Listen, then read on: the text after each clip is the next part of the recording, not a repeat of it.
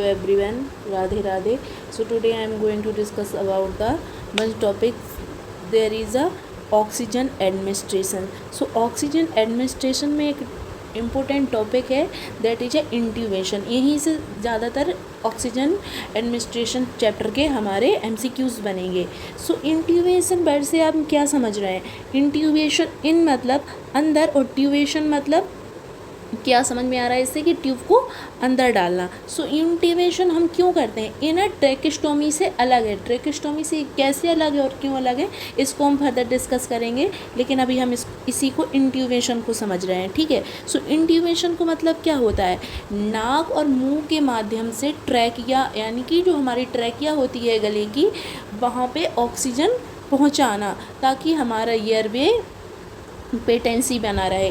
तो कब पहुंचाते हैं हम, क्यों पहुंचाते हैं? और सो इमरजेंसी सिचुएशन में पेशेंट को ऑक्सीजन देना ट्यूब के थ्रू, एक ट्यूब के थ्रू ऑक्सीजन देते हैं हम इमरजेंसी सिचुएशन में. ठीक है. जो ट्यूब एंडोट्रैकियल ट्यूब कहलाता है, जिसमें उसके एंडो मतलब क्या होता है? एंडो मतलब कोई चीज़ अंदर है ना, कोई चीज़ अंदर. ट्रैकियल मतलब ट्रैकिया में, ट्यूबेशन मतलब कहीं ट्यूब को अंदर डालना. राइट. अब हम जहाँ पे इस ट्यूब को डाल रहे हैं वो हमें पता तो होना चाहिए ना कहाँ डाल रहे हैं. सो हम क्योंकि उसको हम ट्रैकिया में डाल रहे हैं तो हम ट्रैकिया की बनावट यानी कि उसकी अनाटमी समझ लेते हैं. राइट. सो हमारी ये ट्रैकिया कहाँ लोकेटेड होती है? ये ना नेक और चेस्ट के बीच में लोकेटेड होती है. और उसका डायग्राम देख लेते हैं. ठीक है. ये हमारी नेक है, चेस्ट के बीच में हमारी ये ट्रैकिया है. ये चीज़ दिख रही है ना, ये चीज़, ये ट्रैकिया है. ठीक है. ये हमारा लैरिंग्स है. लैरिंग्स के ख़त्म होते ही हमारी ट्रैकिया स्टार्ट हो जाती है. राइट. और नीचे दो पार्ट्स में बट जाती है. सो यही चीज़ इधर लिख रखी है. नेक और चेस्ट के बीच में हमारी ट्रैकिया लोकेटेड रहती है. लैरिंग्स यानी कि वॉइस बॉक्स के नीचे, देखो वॉइस बॉक्स है ये और इसके नीचे ये ट्रैकिया स्टार्ट हो गई. राइट. ठीक है.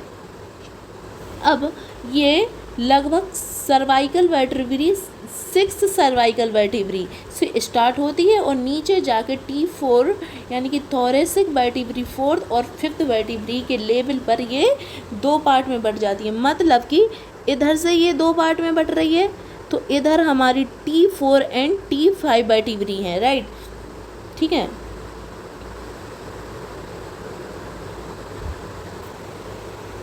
अब हम देख लेते हैं डायमेंशन ऑफ इसके ट्रैकिया के, कि मतलब ये इसके नाप तौल क्या है, कितनी बड़ी होती है, क्या साइज़ की होती है, कैसी क्या दिखती है, ये सब. ठीक है. सो लेंथ देख लेते हैं हम. लेंथ यानी कि इसकी लंबाई ट्रैकिया की होती है 12 से सेंटीमीटर. मतलब ये जो हमारी 15 सेंटीमीटर की स्केल होती है ना, स्केल, ठीक है, मतलब 15 की होती है तो मतलब उससे 2 सेंटीमीटर 2-3 सेंटीमीटर कम, उतनी सी हमारी ट्रैकिया होती है. ठीक है. शेप इसका ट्यूब के जैसा होता है. देखो ये भूत अंकल में देख ले, अरे स्केलेटन में देख लेते हैं कि देखो ये ट्यूब के जैसी है ना, सिंक के ट्यूब के जैसी नहीं लग रही है ये. सो ठीक है, ये ना ट्यूब के जैसी होती है. राइट. ठीक है. सो ये ट्यूब की जैसी होती है. इसकी बाल पर सी शेप कार्टिलेज पाए जाते हैं अराउंड नंबर में 16 से 20. सी शेप कार्टिलेज कैसे? देखो ये गोल गोल ये रिंगे दिख रही हैं, ये गोल गोल छल्ले टाइप की, यही हमारे सी शेप, आधे सी शेप में है ना. सो यही कार्टिलेज के बने होते हैं और ये नंबर में 16 से 20 होते हैं. ठीक है. ठीक है. अब हमारा एक MCQ आता है इधर से, बन सकता है कि कार्टिलेज रिंग्स हमारे ट्रैकिया में होते ही क्यों हैं? सो ये कार्टिलेज रिंग्स ट्रैकिया को कोलैप्स होने से बचाते हैं. मतलब कि कोलैप्स मतलब कि किसी चीज़ का विफल हो जाना, डैमेज होने से हमारे कार्टिलेजियस रिंग्स ट्रैकिया को बचाते हैं. ठीक है. अब हम देख लेते हैं रिलेशन ऑफ द ट्रैकिया. ये ट्रैकिया हमारे गले में है ना लोकेटेड, नेक में और चेस्ट के बीच में. ठीक है. सो अब ये तो इसके आसपास भी तो कुछ कुछ ऑर्गन्स होंगे ना, कुछ कुछ हमारी वो होंगी अलग अलग से ऑर्गन्स. सो अब जब हमारे ये ट्रैकिया है, ठीक है ना, ये वाला हमारा जो ट्रैकिया है उसके आगे वाला तरफ, उसका ये आगे वाला तरफ, ठीक है, जिसमें रहती हैं स्किन मसल्स रहती हैं, थायराइड ग्लैंड रहती है, वही ऐसी बटरफ्लाई शेप वाली थायराइड ग्लैंड रहती है। और जो थायराइड ग्लैंड का एक पार्ट होता है इस्थमस पार्ट, उससे ज़्यादा करीब रहती है, ठीक है। अब हमने आगे वाला पार्ट पढ़ लिया ट्रैकिया का, अब हम पढ़ते हैं ट्रैकिया का पीछे वाला पार्ट कि ट्रैकिया आखिर पीछे से कैसा दिखता है। सो ट्रैकिया के पीछे होता है हमारा ईसोफेगस। देखो इसमें देखते हैं, ये हमारा ट्रैकिया है,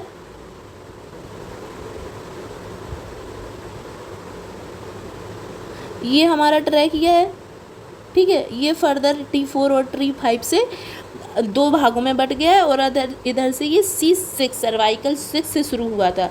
अब हमें इसका पीछे वाला पार्ट पढ़ना है। सो क्योंकि ये हमारा ट्रैकिया है और इससे ये जस्ट सटा हुआ ईसोफेगस नहीं दिख रहा है, सो इसका पीछे का पड़ोसी हो जाएगा ईसोफेगस और इसके आगे का पड़ोसी हो जाएगा थायराइड ग्लैंड, राइट, ठीक है। अब और थायराइड ग्लैंड की ये इस्थमस पार्ट से ज़्यादा सटा हुआ रहता है।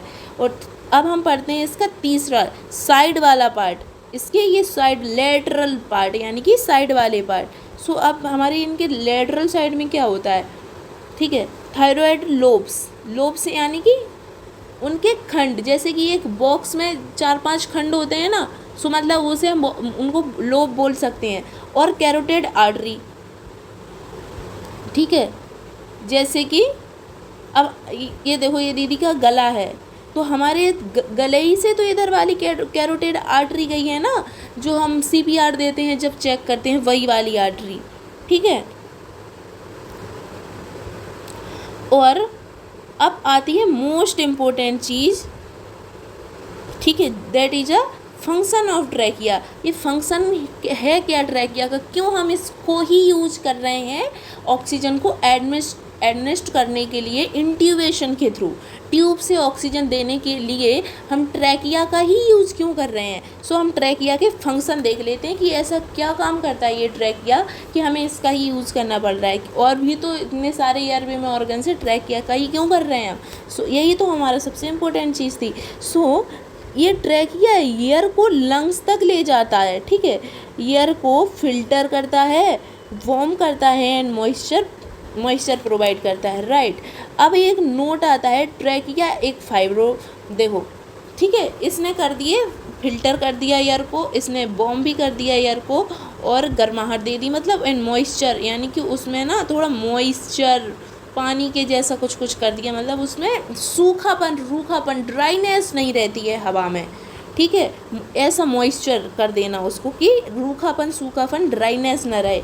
अब आती है हमारी नोट जो कि है कि समरी है इसकी, किसकी, ट्रैकिया के फंक्शन की समरी। सो ट्रैकिया के फंक्शन की समरी क्या है कि ट्रैकिया एक फाइब्रोकार्टिलेजियस ट्यूब है, जो हमारा ये ट्यूब है ना, ये फाइब्रस है, फाइब्रस यानी कि कार्टिलेजिनस, जो कि मतलब कि लचीला कह सकते हैं, फाइब्रस लचीला, ठीक है, ऐसा कह सकते हैं। अब ये फाइब्रोकार्टिलेजिनस ट्यूब हो गया है, इनसाइड द एयरवे, इनसाइड में रहता है, जो कि C6 सर्वाइकल वर्टिब्री छाती से लेके गले से लेके ये छाती तक आता है, C6 से T4 और T5 तक एक्सटेंड करता है, ठीक है। मतलब देखो ये छाती के स्तर से आ रहा है ना, और ये गले के स्तर से आ रहा है और ये छाती तक आ रहा है। सो इधर है हमारी C6 सर्वाइकल 6 और इधर है हमारी T4 एंड T5, जहाँ से ये 2 ब्रोंकी में डिवाइड हो जाता है। अभी इसको भी देखेंगे, ठीक है, जिसमें ये जो है ना, इसमें 6 हमारी 16 से 20 रिंग होती हैं, यही लिखा है इधर, और आधी C शेप की होती हैं, कार्टिलेजिनस रिंग कहते हैं, जो कि एंड में ब्रोंकाई में डिवाइड हो जाती हैं, ठीक है। देखो ये वाला डायग्राम सबसे ज़्यादा इम्पोर्टेंट है।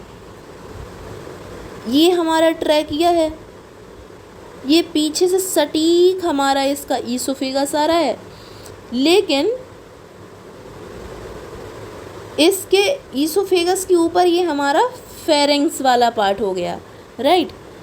अब हमने फंक्शन देख लिए कि ये ट्रैकिया एयर को प्रोवाइड करता है हमारे लंग्स तक, इसलिए ही हम इसको इंट्यूबेशन में यूज कर रहे हैं। अब हम इंट्यूबेशन कर ही क्यों रहे हैं, ऐसी क्या हमें मजबूरी आन पड़ी कि हमें इंट्यूबेशन करना पड़ रहा है। अब हम पढ़ेंगे कि इंट्यूबेशन क्यों करते हैं, कब करते हैं और कैसे करते हैं।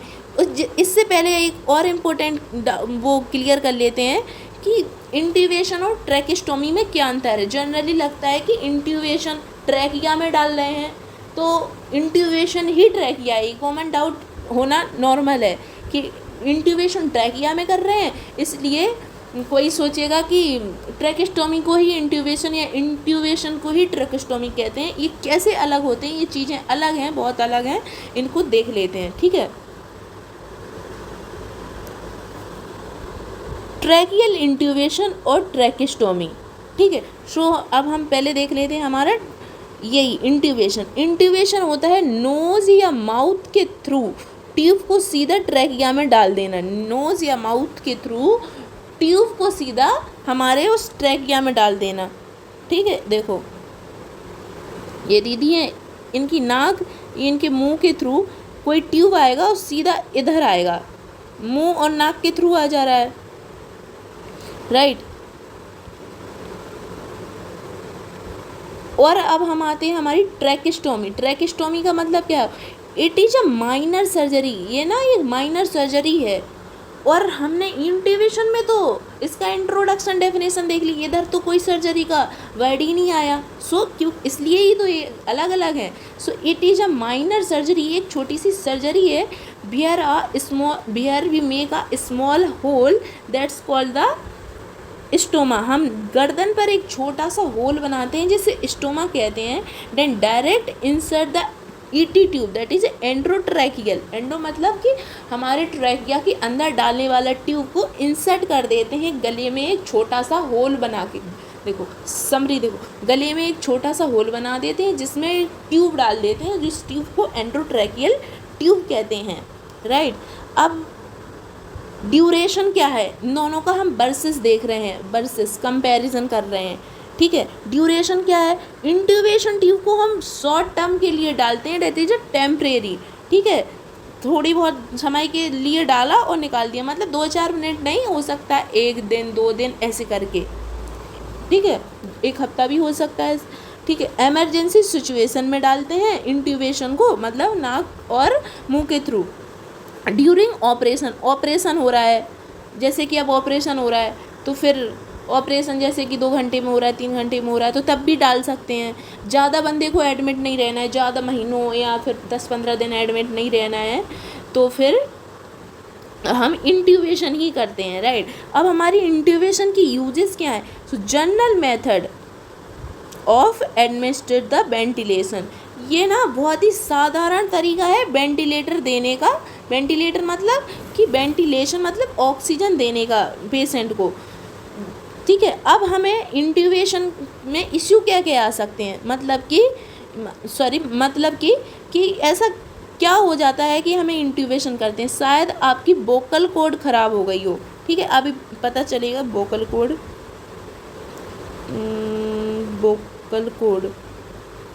वोकल कॉर्ड जब हम इंट्यूबेशन करते हैं ना तो तभी पता चलती है। अभी वो जब हम प्रोसीजर पढ़ेंगे इसके बारे में तब बताएंगे, राइट।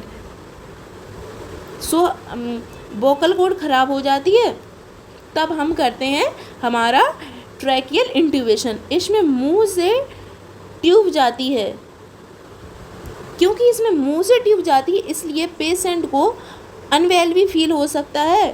ठीक है, और पेशेंट बोल नहीं सकता, क्योंकि अब भाई मुंह से ट्यूब गई है तो कैसे ही बोल पाएगा। इतना हो गया। अब हम देख लेते हैं ट्रैकेस्टोमी के यूज। ट्रैकेस्टोमी क्यों करते हैं, after there are many risk of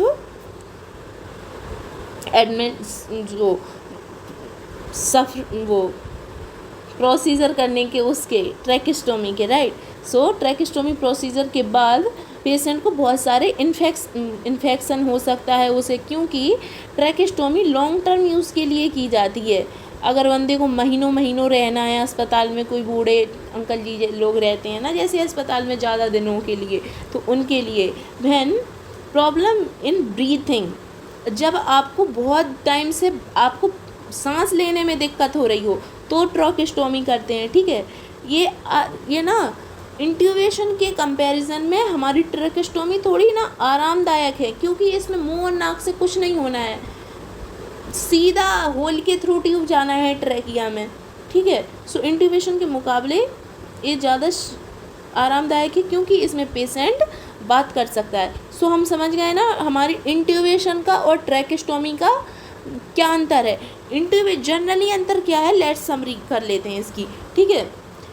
intubation में नाक और मुंह के थ्रू डाल रहे हैं, और हमारी ट्रैकेस्टोमी में एक माइनर सर्जरी करके ही, होल करके ही डायरेक्ट हम उसमें डाल दे रहे हैं, ठीक है। अब हम थोड़े ना इसके पढ़ लेते हैं कि ट्रैकेस्टोमी के बाद क्या हो सकता है, क्यों करते हैं ये ट्रैकेस्टोमी। लॉन्ग टर्म वेंटिलेशन, जब हमें ज़्यादा दिनों के लिए वेंटिलेशन का यूज़ करना हो, आपके ईयरवे में ऑब्स्ट्रक्शन, यानी कि आपके ईयरवे में कोई दिक्कत हो रही, मतलब कि कोई फिजिकल सी दिक्कत, फिजियोलॉजिकल दिक्कत नहीं, फिजिकल सी दिक्कत, जैसे कि कैंसर हो गया हो, ट्यूमर हो गया हो, इंजरी हो गई हो, इन सब ऐसे कारण जिनकी वजह से हमारा ईयरवे पेटेंसी ख़राब हो गई हो, मतलब कि बंदा सांस लेने में सक्षम ना हो। ट्रॉमा एंड चोट लग जाना, ट्रॉमा मतलब कि गंभीर चोट लग जाना on the neck, on the head, by which patient fail in the inspiration, बंदा सांस लेने में कठिनाई को महसूस कर रहा हो। तो ट्रैकेस्टोमी के समय, ठीक है, हमने ट्रैकेस्टोमी की ही कैसे थी, एक छोटा सा होल बना के, जिसे हमने स्टोमा बोला था।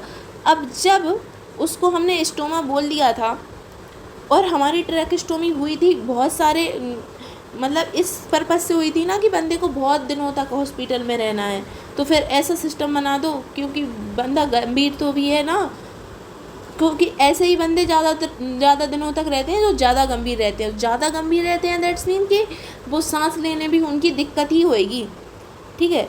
सो अब जब ज़्यादा दिनों तक हमारा ये स्टोमा रहेगा, इसमें ट्यूब भी डला रहेगा, तो निशान भी पड़ेंगे, उसके इन्फेक्शन का भी डर रहेगा। सो इन्फेक्शन जनरली ना स्टार्टिंग के कुछ दिनों में ही दिखने लगता है, जैसे कि रेडनेस, स्वेलिंग, पस फॉर्मेशन, मबात पड़ जाना, फीवर और बैड स्मेल्स। एंड अब आते हैं स्केर्स एंड ग्रेनुलेशन टिश्यू बनना, दानेदार टिश्यू। स्कैन रिपेयर होने के दौरान स्ट्रोमा के अराउंड, स्ट्रोमा मतलब कि हमने जो छेद किया था, मान लो हमने कोई ऐसा छेद किया था, ठीक है, अब हमने कोई उस पर ऐसा छेद किया था, अब इसके अराउंड कोई इन्फेक्शन भी हो सकता है ना, जब बंदा महीनों अस्पताल में पड़ा है ना, खुला बाउंड यार अस्पताल में तो हो ही सकता है इन्फेक्शन। सो इसके अराउंड इन्फेक्शन होता है, ठीक है। अब आता है हमारा स्केर्स, यानी स्केर्स हो गया कि निशान बन जाएगा, इन्फेक्शन भी हो जाएगा। अब आता है ग्रेनुलेशन टिश्यू, इससे भी हमारे MCQs बनेंगे, ध्यान से सुनना, ठीक है। क्योंकि जब हमारे जैसे कि कहीं कट लगा हो और महीनों बंदा पड़ा है, तो जो कट लगाया था वो उस कट की रिपेयर भी तो होगी, उसमें डेवलपमेंट, ग्रोथ भी तो होगा। सो जैसे ग्रोथ होगा, कट में जैसे ग्रोथ होगा, उसे ग्रेनुलेशन कहते हैं। जो टिश्यू बनते हैं उसे ग्रेनुलेट टिश्यू कहते हैं, ठीक है, ठीक है। अब हम जो एक्स्ट्रा टिश्यू बढ़ सकते हैं उसके बाहर, शायद हमारे एक्स्ट्रा टिश्यू बढ़ जाएं, जिससे हमारा ईयरवे में रुकावट का कारण बन सकता है। केयर ऑफ स्ट्रोमा कैसे करना है, ध्यान रहे कि उधर मॉइस्चर ना रहे, हाइजीन मेंटेन रहे और हमारी ड्रेसिंग्स को फॉलो रहे, जैसे कि बैंडेज वगैरह, उसको ट्यूब को सिक्योर करने के लिए लगाते हैं ना, वो सब चीज़ों को फॉलो करो। और चेंज कब करनी है ये भी ज़रूरी होना चाहिए, चेंज नहीं करेंगे तो ही तो फिर हमारा इन्फेक्शन का डर रहेगा ना। अब बहुत इंपॉर्टेंट चीज़ आती है स्कार्सिंग एंड स्टेनोसिस। स्कार्सिंग यानी कि निशान बन जाना, और स्टेनोसिस मतलब कि संकुचन या सिकुड़ना। So after remove the tube there में be scars of stoma by which airway में बी स्टोनेस एंड, जैसे कि सिकुड़ जाना एयरवे का। हमने देखो सिंपल समझो, कुछ दिनों बाद क्या होगा, बहुत दिनों बाद मतलब कि क्या होगा कि हम उस ट्यूब को खींच लेंगे, बंदा घर जाने के लिए सही हो जाने के लिए जब रेडी हो जाएगा तो हम उस ट्यूब को खींच लेंगे, तो क्या होगा कि हमारा ईयरवे नैरो हो जाएगा। सो कैसे हो जाएगा हमारा ईयरवे, सेनिटोशन मानी ईयरवे का नैरो हो जाना, सिकुड़ जाना, राइट। सो अब हम ये चीज़ देख लेते हैं। पोस्टीरियर ग्लॉटिस का स्टेनोसिस कहते हैं कि ये पोस्टीरियर ग्लॉटिस, देखो एक ग्लॉटिस कहाँ होता है ये बताती हूँ।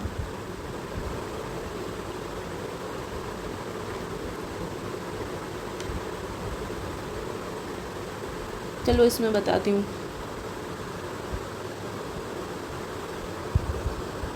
हमारा ग्लॉटिस किधर है, ठीक है, देखो इस चीज़ को समझो। ये है हमारा ग्लॉटिस, ये लाइन जा रही है, देखो ये लाइन जा रही है ना, ये लाइन जा रही है ग्लॉटिस, ठीक है। और ये हमारा उसके ऊपर है सो इसलिए सुप्राग्लॉटिस।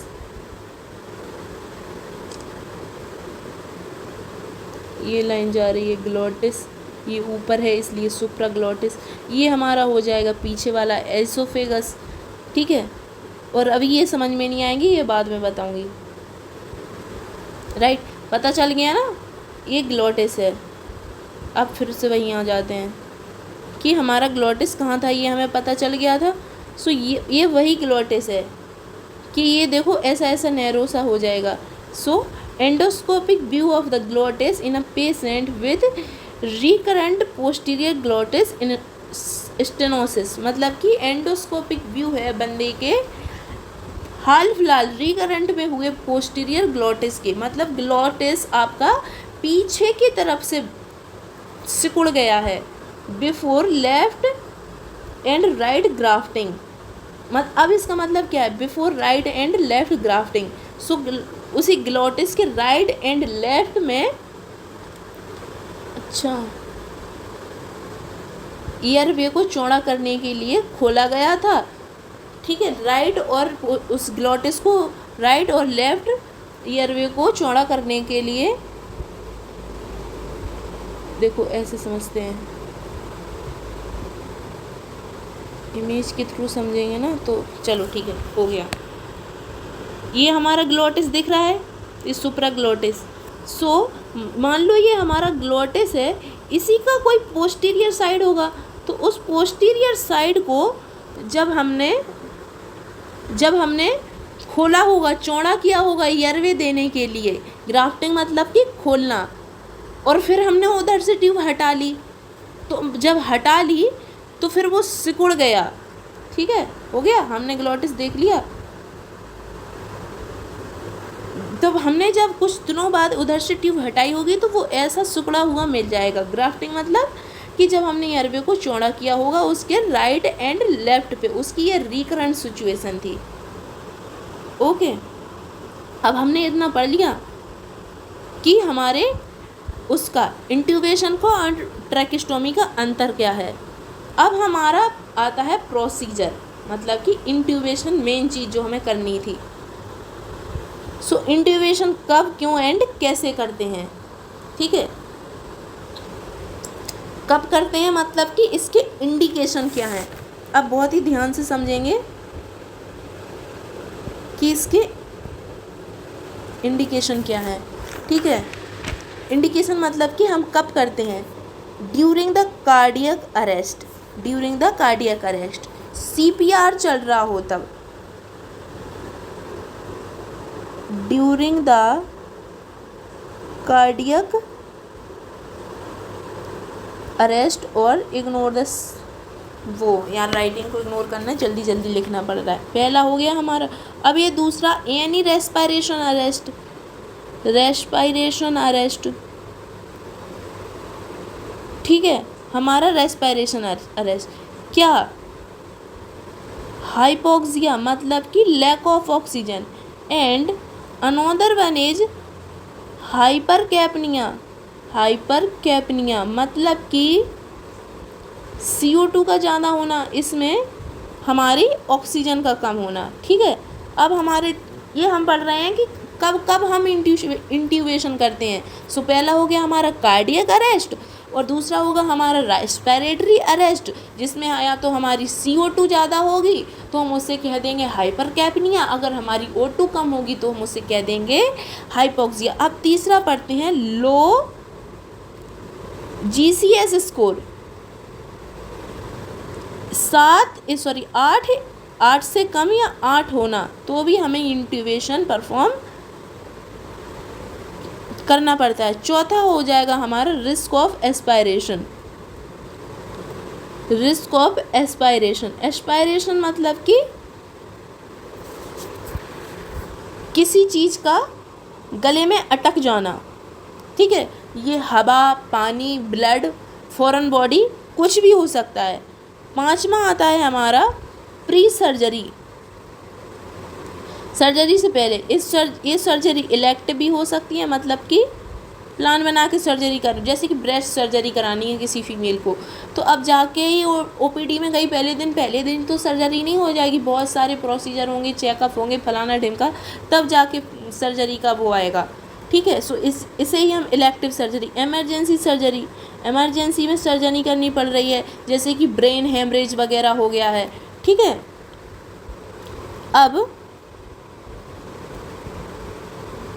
अब आता है हमारे पास तीसरी इंडिकेशन की हम कब करते हैं intubation, that is a neurological problem,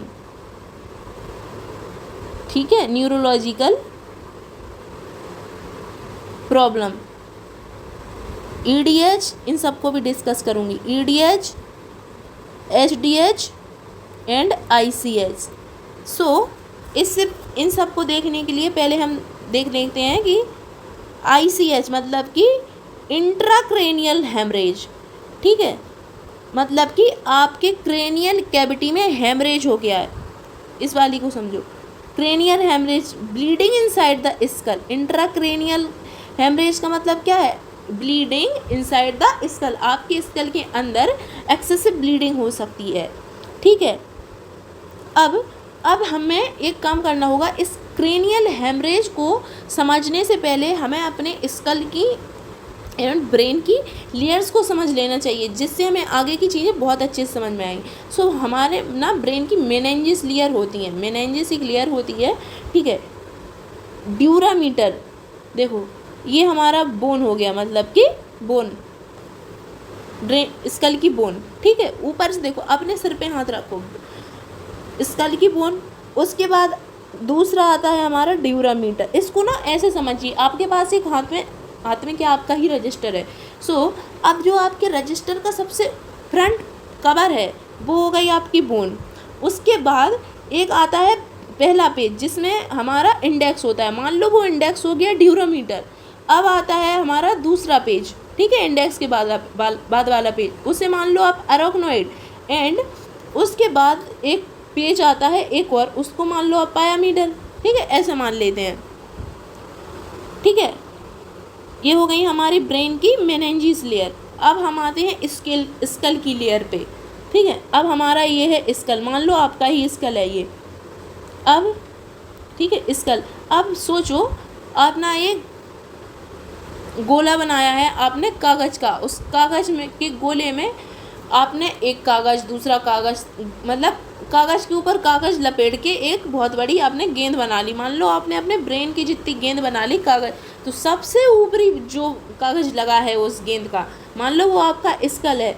अब उससे नीचे, उसके नीचे जो जगह है, उसके स्पेस के नीचे, स्कल के नीचे जो जगह है, जो एपिड्यूरल स्पेस, क्योंकि एपिड्यूरल स्पेस क्यों, ड्यूरल मतलब क्या कि इस ड्यूरामीटर के पास वाला स्पेस, इसलिए इसको कह रहे हैं कि हम एपिड्यूरल स्पेस, या तो फिर आप ऐसे कह सकते हो कि इसी ड्यूरल लेयर का एक सब पार्ट, उसका स्पेस, राइट। अब आती है हमारी ड्यूरामीटर, ड्यूरामीटर यानी कि लेयर, आप ऐसे ही कहो कि स्कल के बाद वाला सब स्पेस हमारा एपिड्यूरल स्पेस, ठीक है। मान लो कि आपका एंट्रेंस गेट हो गया स्कल। अब एंट्रेंस गेट से जो आपकी वो है दहली, वो हो गई आपकी एपिड्यूरल स्पेस। उसके बाद तो आपका रूम है ना, सो रूम को मान लो आप ड्यूरामीटर, ठीक है, क्योंकि हमें ना ऐसे ही समझना पड़ेगा। हम खुद तो इस टाइम अपना ब्रेन अंदर से सीटी स्कैन वगैरह या एमआरआई करके तो देख नहीं रहे हैं कि कहाँ कौन सी, तो ऐसे ही समझना पड़ेगा, ठीक है। जैसे कि एंट्रेंस गेट यानी कि बोन, और दहली उसकी यानी कि epidural space, and dura mater is it's your room. अब आती है, अब रूम के अंदर एक और रूम मान लो, मतलब सॉरी रूम के बाद एक और रूम, सो ये हो जाएगा हमारा सब ड्यूरल स्पेस।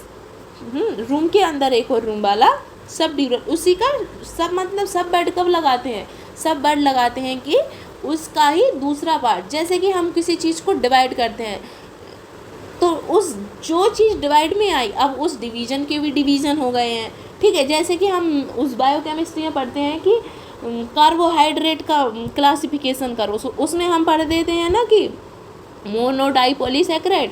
अब हम ये तो हमने कर दिया क्लासिफिकेशन, अब क्लासिफिकेशन का भी क्लासिफिकेशन आ जाता है कि ये माल्टोज शुगर सुक्रोज हैं, ये सब आ जाता है ना कि ये सेलुलोज हैं, ये स्टार्च हैं, मतलब कि डिवीज़न का भी डिवीज़न जिसे बोल देते हैं सब डिवीज़न, राइट।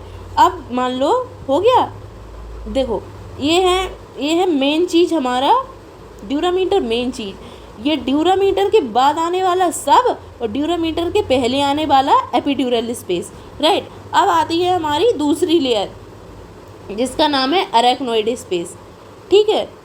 अब हमारी क्योंकि इधर ना हर एक लेयर के बाद एक स्पेस आता है जिस उसका भी नाम होता है, जैसे कि स्कल के बाद बोन, स्कल बोन के बाद एक स्पेस आया जो कि ड्यूरामीटर से पहले था, इसलिए हमने उसका एपिड्यूरल नाम रख दिया, एपिड्यूरल स्पेस नाम रख दिया।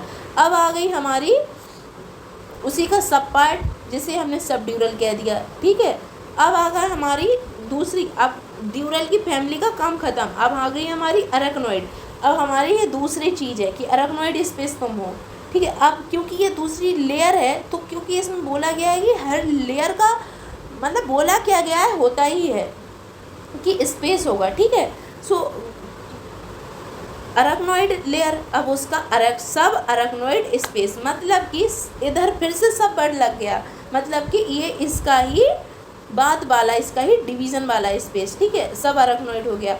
अब आती है हमारी देखो ये वाली पायामीटर, उसके बाद आता है भैया हमारा ब्रेन। सो ये ना जो आपको अपनी ये खोपड़ी दिख रही है, खोपड़ी के लिए मतलब कहते हैं कि खोपड़ी के ब्रेन अंदर बैठा हुआ है, जैसे कि मतलब कि आपने गोला बनाया, उस गोले के अंदर एक टॉफ़ी डली है मान लो, तो मतलब ऐसे ही इस स्कल के अंदर हमारा ब्रेन बैठा है, ठीक है। देखो अब चल के हमारा ब्रेन आया है, ठीक है। अब हमने सारी लेयर समझ ली। अब इन्हीं लेयर्स में हेमरेज हो जाता है, इन्हीं लेयर्स में हेमरेज मतलब कि एक्सेसिव ब्लीडिंग हो जाती है, ठीक है। अब वो ब्लीडिंग कैसे होती है, हेमरेज होते कितने प्रकार के हैं,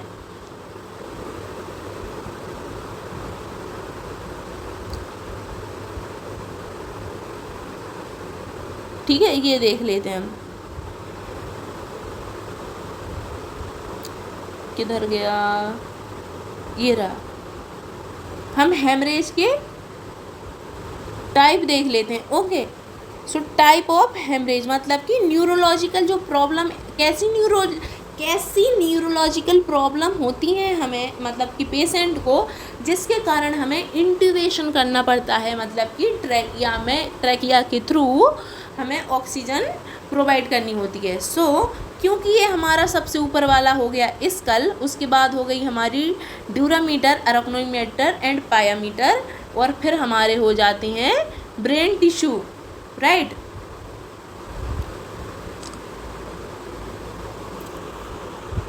ठीक है, अब हम इनको बढ़िया से समझते हैं। एपिड्यूरल हेमेटोमा, हेमेटोमा मतलब कि थक्का जम जाना, ब्लड का थक्का जम जाना। एपिड्यूरल से हमारा एपी का मतलब क्या था कि ड्यूरामीटर से के पहले वाला स्पेस। सो ड्यूरामीटर के एक काम करते हैं,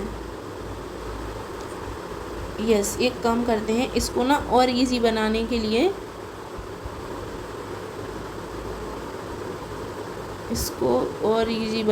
लिए, हम लेयर को साथ साथ देखते जाते हैं।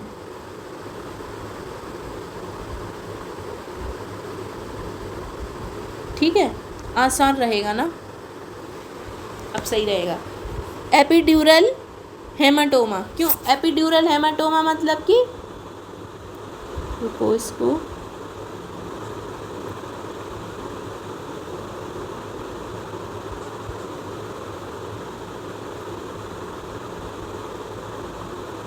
ओके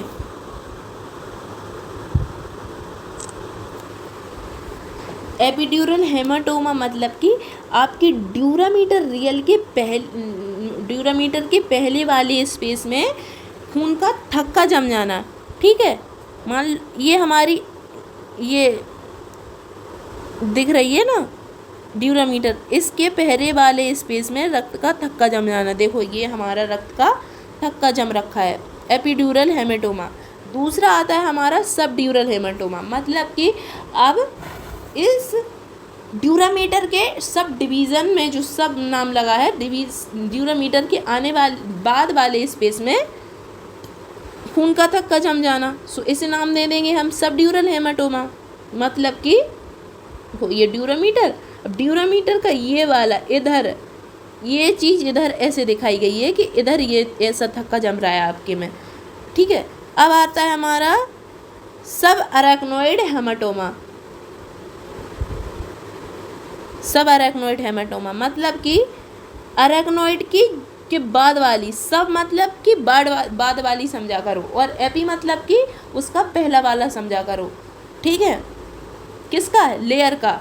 सो मान लो ये हमारी लेयर है, अगर एपी बर्ड है तो मतलब कि इसके पहले वाली जगह की बात हो रही है, और सब बर्ड है तो मतलब कि इसके बाद वाली जगह की बात हो रही है। सो हम क्या पढ़ रहे थे कि सब अरेक्नोइड मतलब कि इस अरेक्नोइड लेयर के बाद वाले स्पेस में खून का थक्का जम जाना। बाद वाला स्पेस तो देखो ब्रेन आगे होता है और ये बाद वाला स्पेस दिखा रहा है, मतलब पीछे की तरफ, राइट। अब आता है हमारा चौथा इंट्रासेरेब्रल हेमरेज, मतलब कि सेरेब्रल मतलब कि, और इंट्रा मतलब अंदर, सेरेब्रल मतलब कि जहाँ अंदर में आपका, देखो ये अंदर वाला स्पेस, ये हमारे बाहर वाली साइड होगी, लेटरल साइड की बात हो रही थी। अब इंट्रा वर्ड लग गया है, मतलब अंदर की बात हो रही। सेरेब्रल मतलब कि अंदर, तो सेरेब्रोस वो स्पाइनल फ्लूइड, सेरेब्रोस ऐसे फ्लूइड वाला रहता है ना, तो मतलब कि उसी में हेमाटोमा हो जाना। ठीक है, उसी में हमारे किसमें, इंट्रासेरेब्रल फ्लूइड में हेमाटोमा हो जाना, राइट। अब हमने पढ़ लिए। सो कैसे हमें वो होते हैं haemorrhage, epidural haematoma ADH, subdural haematoma HDH and ICH, intracranial haematoma, मतलब कि क्रेनियल कैविटी में ही हमारे इस तरह के हेमाटोमा होते हैं। ठीक है, न्यूरोलॉजिकल कंडीशंस पढ़ ली हमने।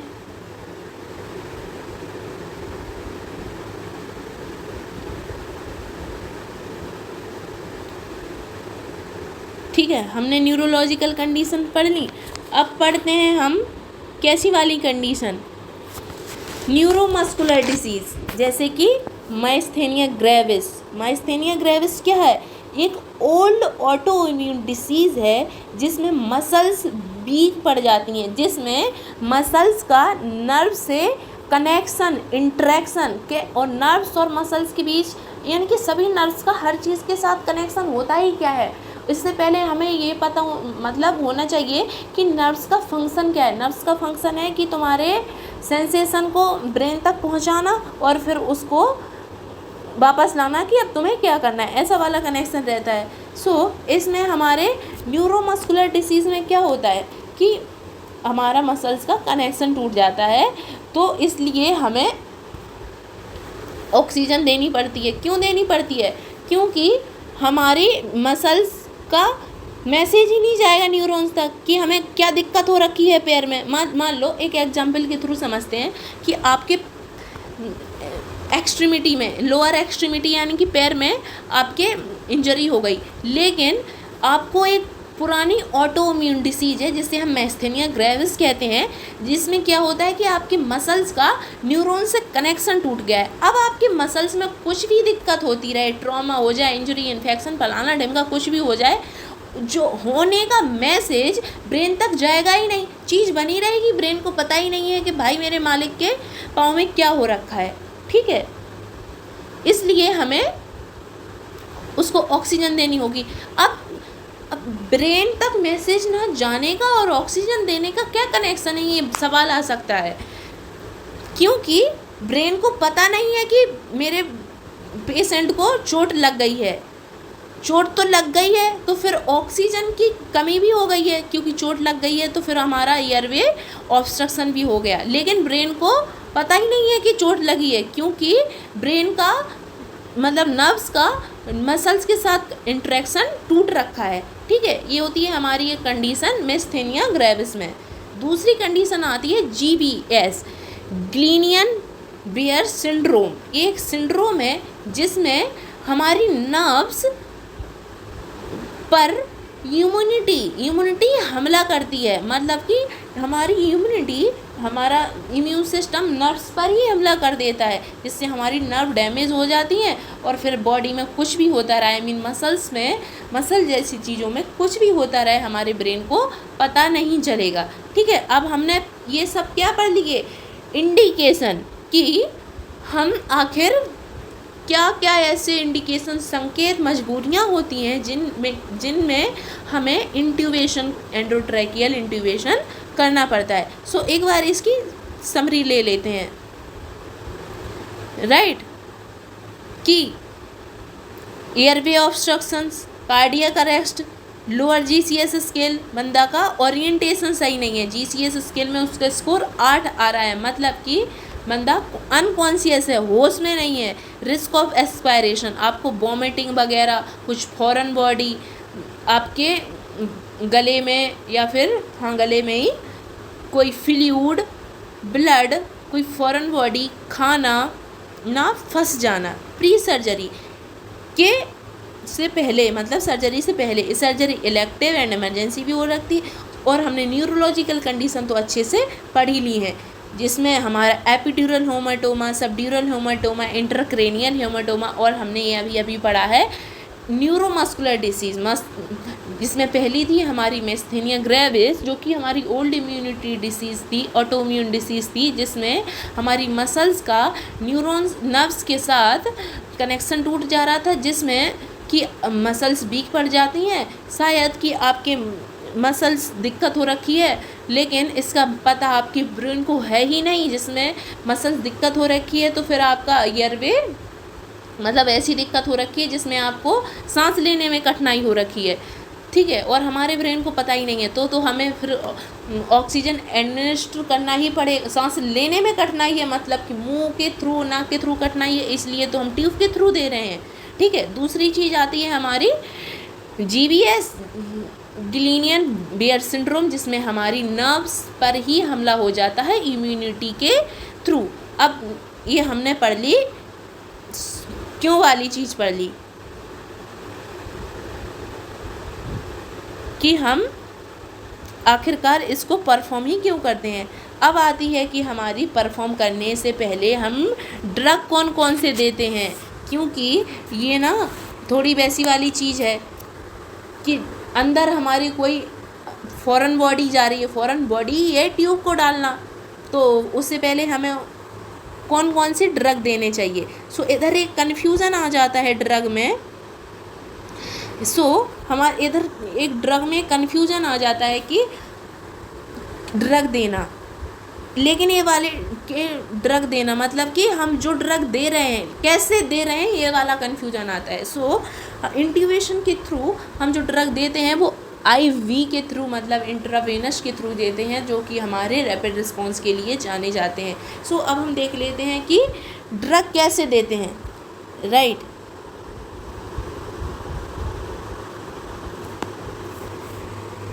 पहली चीज़ हो गई हमारी क्या, इंडिकेशन,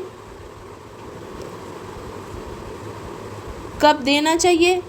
दूसरी हमारी आ जाती है अब ड्रग कौन से देने चाहिए इंटरवेंशन परफॉर्म करने से पहले, ठीक है, इंटरवेंशन परफॉर्म करने से पहले, जिन्हें कहते हैं इंडक्टिव एजेंट, ठीक है भाई, इंडक्टिव एजेंट। एजेंट मानी ऐसे कारक यानी कि ऐसे फैक्टर, ऐसी चीज़ें, ऐसे पदार्थ जो कि इंडक्टिव यानी कि प्री इंड्यूस होने से पहले, इंड्यूस किसके इंड्यूस, ट्यूब के इंड्यूस होने, ट्यूब के आपके जो बाहरी ट्यूब के ट्रकिया में इंड्यूस होने से पहले जो हमें दवाइयाँ बंदे को प्रोवाइड करनी है, वो कैसी दवाइयाँ, ठीक है, क्योंकि फॉरेन बॉडी है तो फिर हमें बेहोशी वाली दवाइयाँ।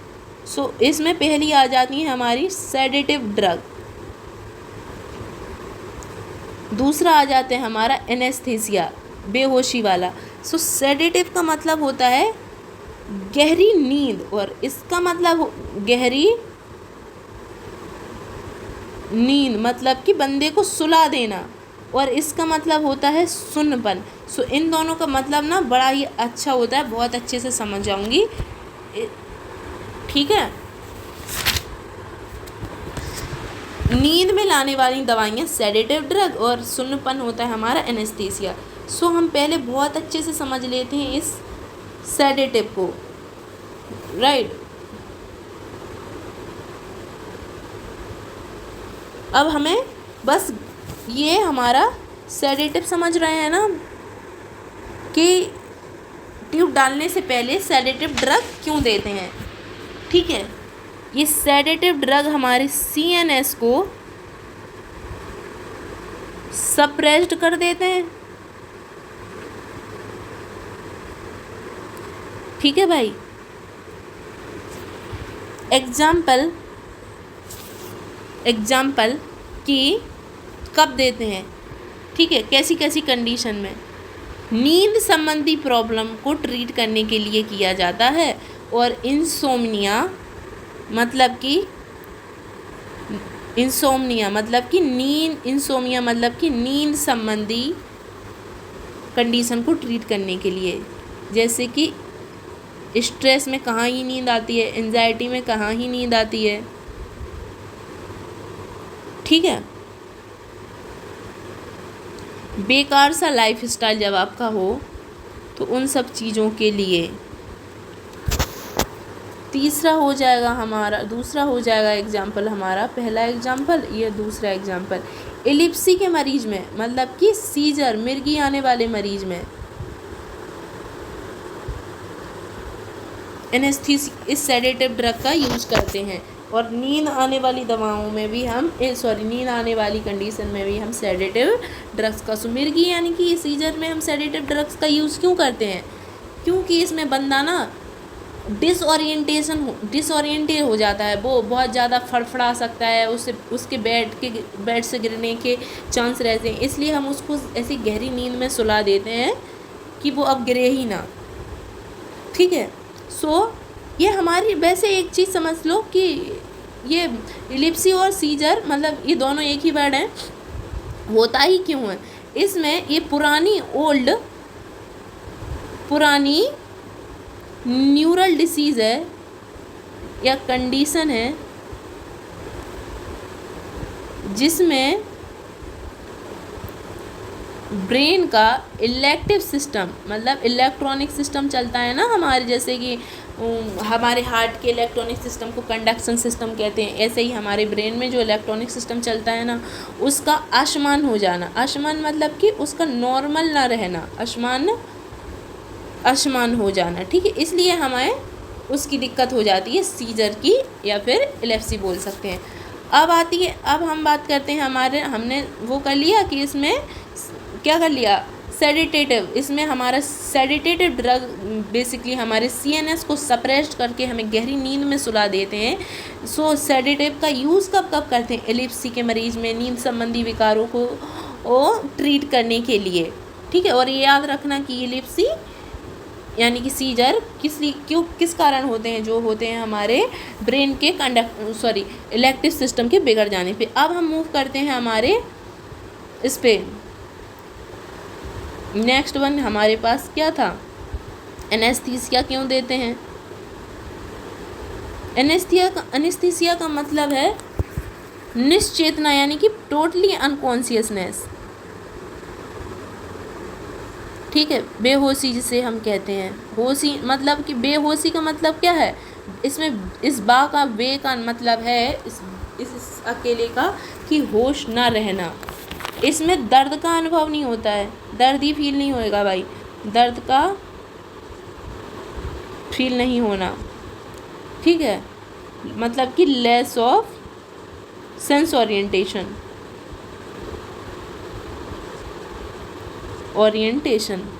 राइट। अब हम बहुत इंपॉर्टेंट चीज़ पढ़ लेते हैं, that is a type of anaesthesia.